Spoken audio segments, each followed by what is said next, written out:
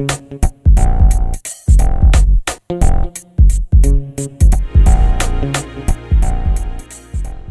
what I want to talk to you about are resistors in series. All right, supposing we have the following circuit.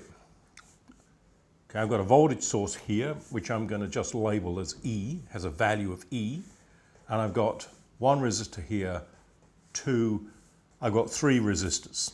All right, okay, this is R1, R2, and this is my resistor R3. All right, let's define a current I in this direction, which establishes a voltage across these resistors as plus minus, plus minus, plus minus. All right, what we're going to do is sum these voltages, okay? So let's go ahead and do that. Okay, let's start here. So here we go. We're going up in voltage, we're going to call that positive, so we're going to say that's an E. Dropping, that's plus to a minus, so that's a minus I times R1. This guy, a minus I times R2, and this guy over here, a minus I times R3, and all of that is equal to 0. So really, we can say that taking these to the other side, that E is equal to I bracket R1 plus R2 plus R3, okay? And so therefore I could say that E divided by I is simply equal to R1 plus R2 plus R3, okay? So when you have a series circuit here, then of course the total equivalent resistance is really the sum of those resistors as shown here. Let's now talk about resistors in parallel. Okay, so supposing we have the following circuit, plus we're going to define that as E, a voltage source E, and we've got these resistors. We'll start off with just two of these guys, and they're sitting here, and they're in parallel. All right, we're going to call this R1, we're going to call this resistor R2.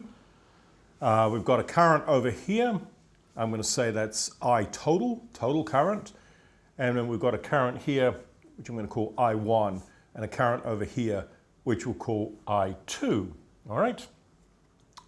All right, from Kirchhoff's current law, we can say that IT is really equal to what? I1 plus I2. Okay. Now we can have a look at this I, and we can say what? We can say that I is equal to, or I1 is equal to what? The voltage across it, that resistor, okay, divided by the resistance. So we can say IT then is really equal to the voltage across that resistor, which is E, is it not? Divided by R1. I2 is E divided by R2, okay?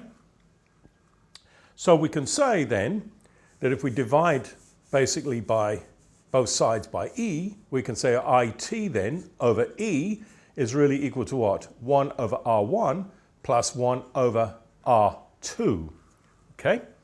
So the equivalent resistance that this voltage source sees over here, so looking in here, what do we see? We see these two in parallel. So that R equivalent is really equal to what?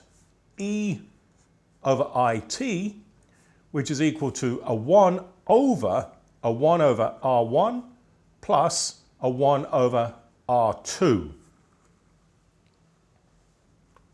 Okay, just solving this, the equivalent resistance is 1 over. Dealing with this part over here, I have R1, R2, and then this would be R2 plus R1. So that is equal to what? R1, R2 over R1 plus R2. And that is a very useful formula for two resistors that you have in parallel. And this one is certainly worth remembering, as I say, when you have just two resistors in parallel. And so that's the equivalent resistance. So what if we have more resistors in parallel? So more resistors to deal with. Okay, so let's just draw a circuit here. So supposing we've got a voltage source E, and we'll have a few. So we've got an R1 resistor,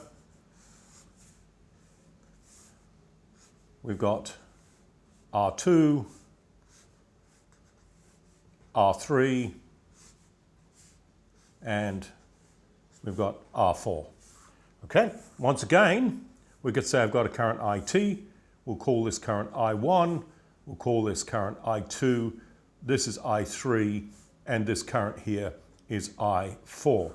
So once again, by Kirchhoff's current law, we can say IT is equal to I1 plus I2 plus I3 plus I4, okay? So what is I1? Well, it's this voltage E, isn't it, divided by R1. So let's put that information in. So IT then is equal to what? It is equal to the E over R1 plus E over R2 plus E over R3 plus the E over R4.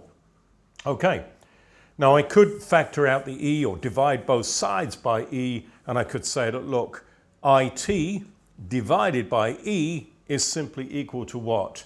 Well, it's 1 over the equivalent resistance, that's the resistance looking in here, and that is simply equal then to 1 over R1 plus 1 over R2 plus 1 over R3 plus 1 over R4, okay?